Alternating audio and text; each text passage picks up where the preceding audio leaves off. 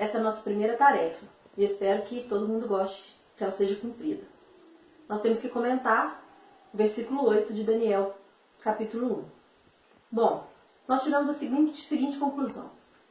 Muitos jovens, quando estão fora de casa, enfrentam tentações.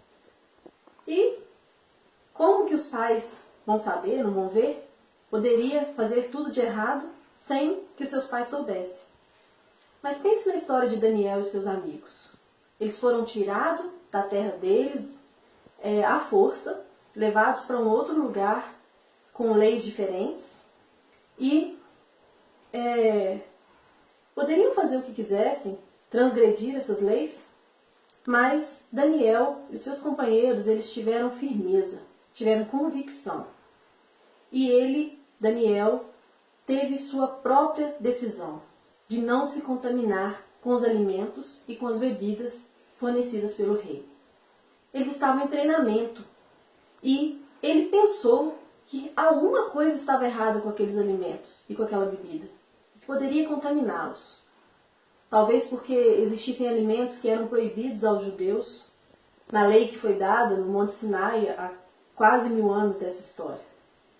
E o que nós podemos concluir com isso? Daniel realmente não tinha controle da situação. O rei não ouvia ele. O chefe, que era responsável por supervisionar esses jovens, também não era para ter ouvido Daniel. Mas ele tomou uma decisão e pediu ao chefe que os deixasse alimentar da maneira que eles quisessem, sem se alimentar dos alimentos e das bebidas que o rei oferecia. E, providencialmente, por Deus, isso aconteceu. O chefe deixou.